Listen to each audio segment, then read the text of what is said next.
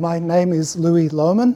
I've been working as a sculptor for some years now, since 1985 when I left art school, and many sculptures in between till this day. My name's Jason Waterhouse. I'm the director of Sculpture Company.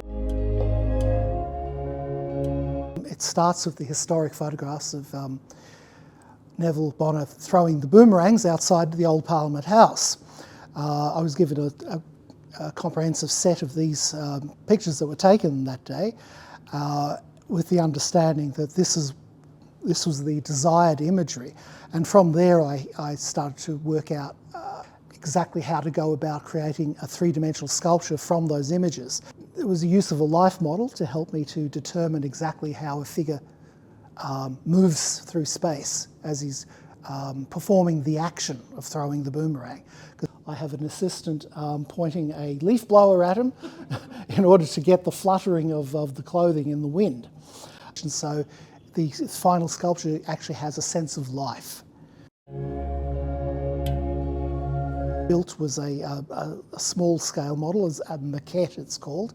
The full-scale work in clay goes through a number of stages. The first part of the job is that I need to construct a kind of skeleton to support all the clay.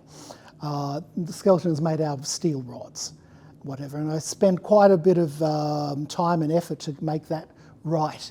So even the ironwork is convincingly like the figure, because if it's not quite right, the clay work will never be quite right. Sort of two stages to it. We have the sculpture that Louis Lohmann's producing, which is a cast bronze figure.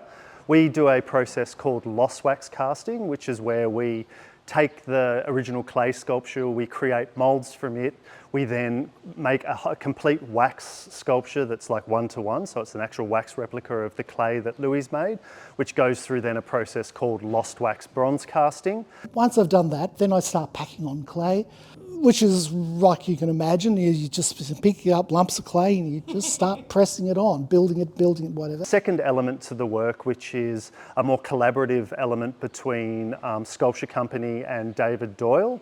David Doyle's doing an Indigenous component to the project, whereby he has created a design which depicts the Neville Bonner's totem, which is a carpet snake, and also a boomerang that's incorporated within the two pieces.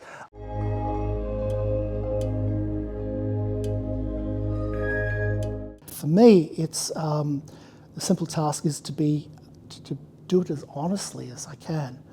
You know, to look at the imagery that was taken on the day that Neville brought his boomerangs to the lawns of Parliament House, and to look at it as honestly as I could, and to try to capture things as accurately as I can, you know, to get the sense of the action, but also the spirit of the man, the importance of getting the likeness.